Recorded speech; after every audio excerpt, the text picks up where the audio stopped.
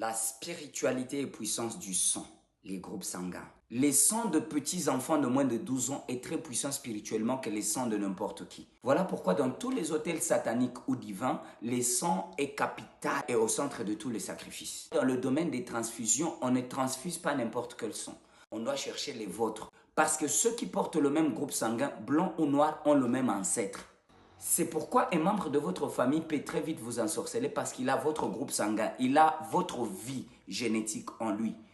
Et donc, il peut vous attraper facilement à cause de son groupe sanguin. Donc, même les gens qui n'ont pas la même race, blanche ou noire, vous pouvez vous entredonner du sang parce que vous avez le même groupe sanguin. C'est que vous avez la même origine cosmique. Il y a même, entre guillemets, des grands politiciens et des grandes célébrités qui boivent du...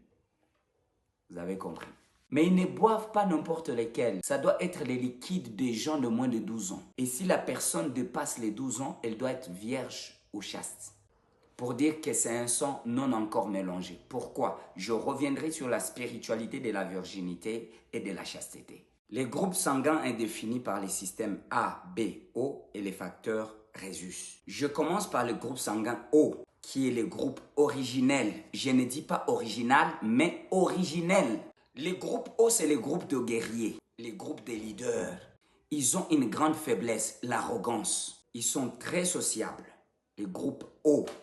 Je parlerai du O positif et du O négatif en toute particularité dans la vidéo suivante. Les groupes O sont des vrais donateurs universels, mais des faux récepteurs. Ils ne reçoivent que particulièrement les sangs O. Les groupes sanguins A, ce sont les gens calmes et conservateurs, mais perfectionnistes. Ils veulent la perfection partout. Ils veulent que tout soit parfait, alors que c'est impossible. C'est aussi une faiblesse, le perfectionnisme. Avec leur grande faiblesse, la méfiance.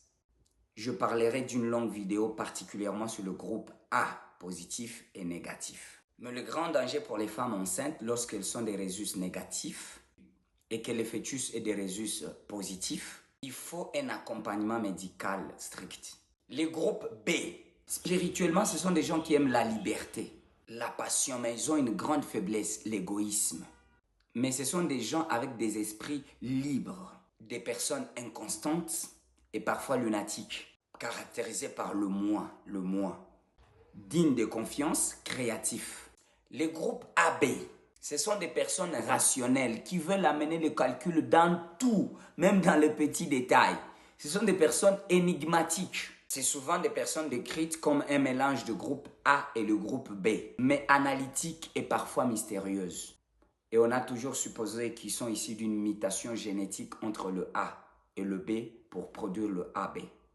Les sangs ont une grande importance capitale que même le chef d'État, quand il se déplace, ils partent avec leur sang. Et le sang de bébé est très puissant spirituellement que le sang de n'importe qui.